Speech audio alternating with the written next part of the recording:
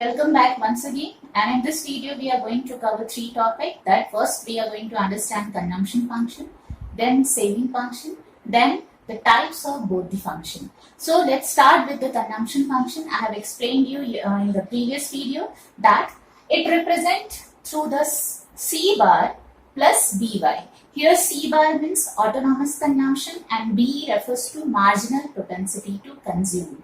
Now what is called autonomous consumption? For that you need to go my another video which I have already taught you in the basic terms. Just check in the link and find out what is called autonomous consumption in that video. So here I am going to explain you with the question, numerical question. Kindly understand this question represents that find the consumption expenditure. Here just point to be noted that this is autonomous consumption and this C represent consumption expenditure, total consumption expenditure. There is bit different between these two. What are the basic difference? You can find out in the video basic terms of the aggregate demand and aggregate supply. So there you can understand all the definition. So here what we have to calculate? We have to calculate consumption expenditure. To the income level, there are different income level has been given. This is given 0, 100, 200, 300 and 400. And the consumption function is given. This equation C equal to C bar plus by is given in the format. Just look at this. This type of question comes in the exam for 4 marks sometime or for 3 marks sometime. So you need to how we are going to calculate such type of question. So first of all, whenever numerical question will be given in macroeconomics, your first task is write down what is given in the question. So here given material is what?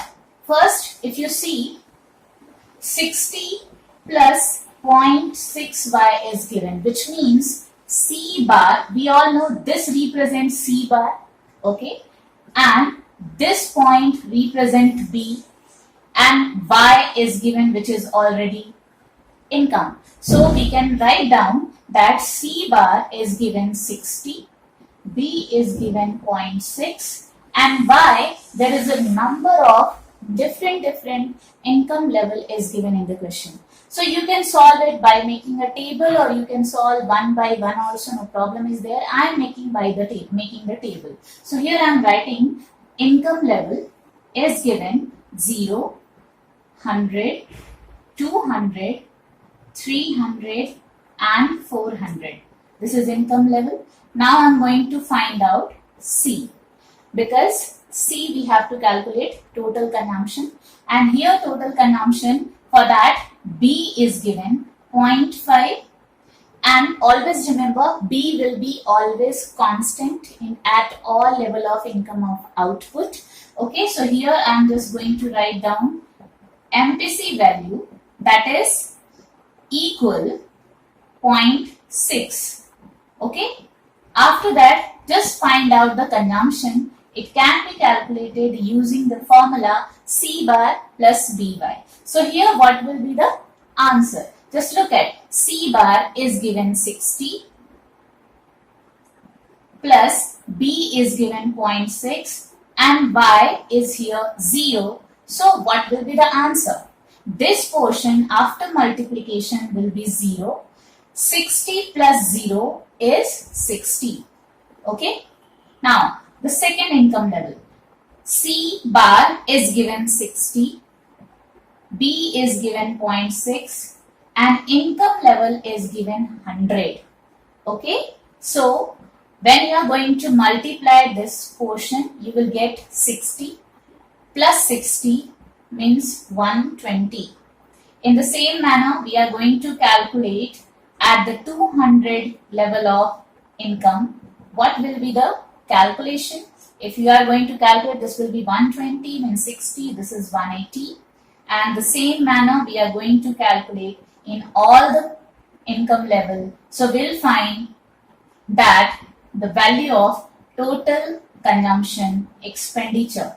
So here we can see at different level of income, the total consumption expenditure is different, and this is in the format of this. So in this way we can calculate consumption expenditure. You can calculate it by making a table, or you can calculate it by one, like keeping the function, keeping the value in the function one by one, and you can calculate it at different level of income. In the examination, sometime it can be given different level of income, or it can be given only one level of income, and then you will have to find out the consumption expenditure by the equation.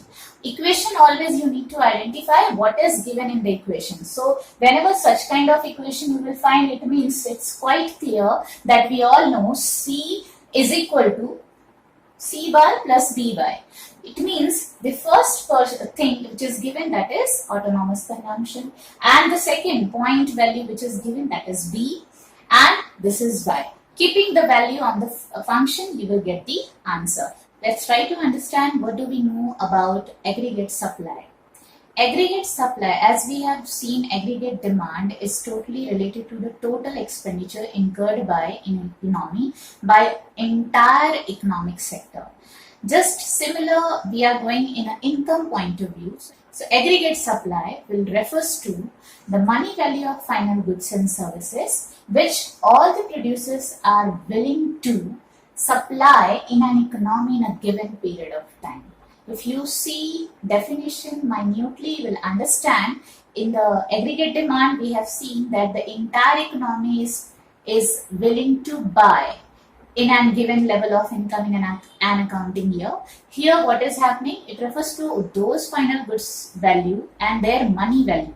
Total value, not total value is the price, market price. Here the money value means the received value by the producer which they are willing to supply in an economy at particular given period of time.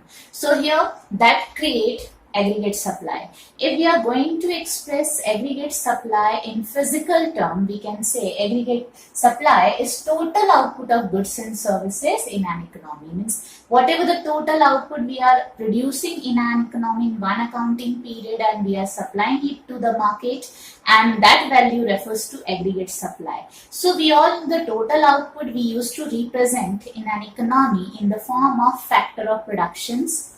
And we all know factor of productions are 4, that is you all having land, labor, capital and enterprises. You must be having knowledge about this, that there are total 4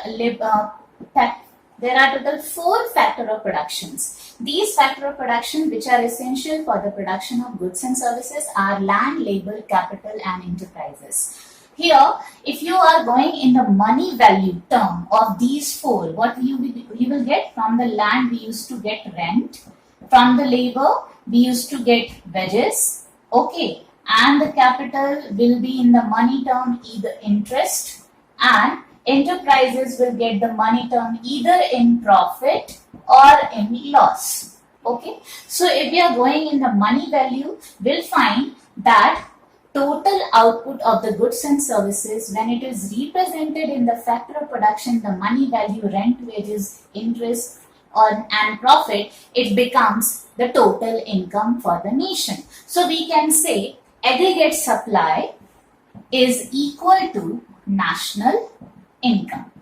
Okay, are you able to understand that how aggregate supply will be national income equal to national income?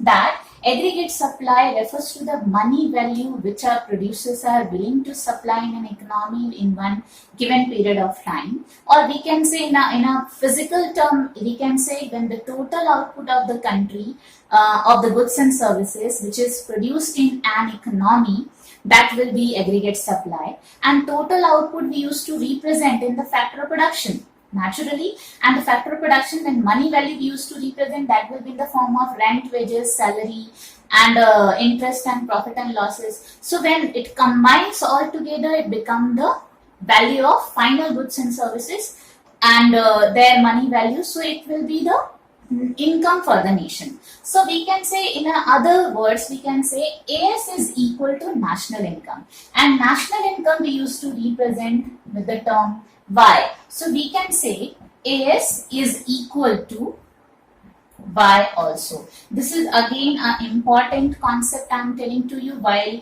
making the diagram, making some of the numerical portion. You need to naturally prove it. You need to explain it, derive it, how it happened. You always remember, this is very, very important, that AS is always equal to Y. How? We will show you with the derivation. Okay. So till then what we have learned, that aggregate supply is the money value of final goods and services which is all the producers are willing to sell or supply in an economy in a particular given period of time. Now, what is the function of AS? I have explained there are two components of AD. Similarly, there are two components of AS also. And this component AS is equal to C plus S. Again, we have to study two sector model. So here again, we will take the two sector model only. That aggregate supply is equal to consumption and saving. Okay, aggregate supply is equal to consumption and saving. So now I am showing you some of the derivation. Let's understand aggregate supply with the following table.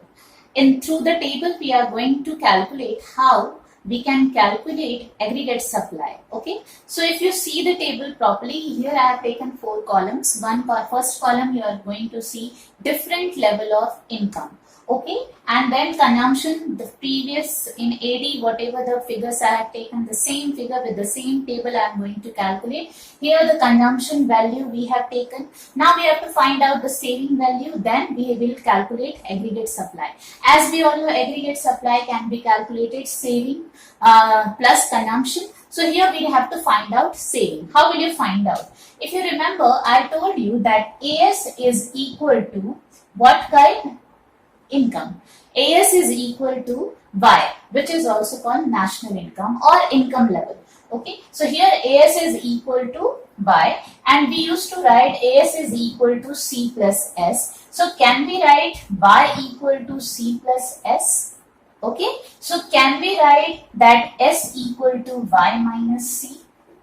Is it clear? So what is happening? We are able to derive the saving value or saving function now. So here the saving function, as we have seen, C can be calculated by CY plus BY. Here S can be calculated by Y minus C. So here we will calculate S using the formula Y minus C. Now let's begin to calculate the S. If you see income level, when it is 0, just look at the income level, it is 0. If we are going to, this is Y and this is C. If you are going to subtract the value, you will find minus 50 at the first when the income level is 0. Then after, between this, you will have 0. Then positive value. That positive value will increase as per the income level is increasing. Okay. Now just look at the AS value, what is coming. Initially, AS value will come 0. Then after it will be, because we are going to do C plus S, means C column and S column we are adding it. So what will be the value next? 100, then 200, this is 300, 400 and 500. So this is the total calculation of the table. If you see clearly, in this table, you will find some of the important things, some of the peculiar things. That the important thing is that, just look at the S column properly. In the S column, what you are looking, that initially saving is negative, then becoming 0, then after it is becoming positive. Now just look at the, why it is negative saving. Saving will be negative when the income level is 0. Whenever the income level is 0, there will be positive consumption. Always remember. Why it is positive? Because it is autonomous consumption. So whenever there is 0 level of income, the saving value will always be negative. Okay. Then after, it can be negative till the income level and the consumption level is becoming equal. So it can be negative. When the income and consumption becoming equal, it will be 0. When income is more than the consumption, there will be positive saving, and this saving accordingly we will be able to calculate. So nature of the saving is what? Nature of the saving, that initially it is negative because there is 0 level of income and positive consumption, so there will be negative saving. Gradually, when income and consumption becomes z equal, so there will be saving value 0 and then it increases. You can create, by the nature, you can create the diagram in your mind, how the diagram movement will be there. Okay. Now, if you look at the column aggregate supply, what is the value? Value is as similar as income level column. Just look at the column, both the column, if you are going to find out, Y column and AS column both are equal, because I have already told you that aggregate supply is always equal to income level. So hence it's proof, it derived that aggregate supply is always equal to Y. If this figure is coming different, means somewhere you have done mistake in these two columns. Otherwise, there will not be any kind of chances that AS is not equal to Y. Okay, so always these two columns will be equal. I'm going to show you with the diagram how these things should be plotted. We have to plot all the columns, means income you are going to plot on x-axis. So here income we will take it, this is 0, then 100, 200, 300, 400 and 500. Okay. Now here the figures you can take as per the table you have taken. If you can take 50-50. So you accordingly we are going to take the measurement. I am not showing you here. I know you all are knowing how to take the measuring scale. Then you are going to plot the diagrams. If you are going to plot the diagrams, you will find consumption is going from the 50 and it is increasing like this. This is consumption curve. Okay. Saving curve will start initially from the negative side, so it will be from this point to 0, then 0 at the second unit it is 0, so it will be like this and then upward side. So this is called S, okay, this one is C. Now C plus S, if we are going to make it, it will be as per the income level we have. So C plus S you need to show it. So it will be from this point, because initially it is 0 value. So it will goes on like this. This is called AS value. Wherever AS is intersecting the C value, this point where it is intersecting, that is always recommended or known as BEP point, break even point. I have already explained you the meaning of break even point in my previous video, that is basic terms, key terms. In that, just check it again if you have not able to understand. And you need to intersect this by using the income level, where it is intersecting, where it is meeting together. It's meeting at 100, so your intersection should come at 100 only. So I am taking the measuring scale just like that. This is 100, 200, 300, 400 and 500. Okay, so this intersection should be at the level of income when it is 100. That time it is equal to each other. So that we are going to intersect it, and hence it is the diagram. So in this way you can make the diagram. If you see the diagram very clearly, what is the diagram movement it is saying, as for the table nature it is going, just look at the table, it is going, what saving curve is going from the negative side, then it is becoming 0, then after it is becoming positive. If you see, consumption is always positive. This portion from 0 to this is always considered C bar, means autonomous consumption. Similarly, here also from 0 to this portion will consider C bar, but in negative side. So we will write minus C bar.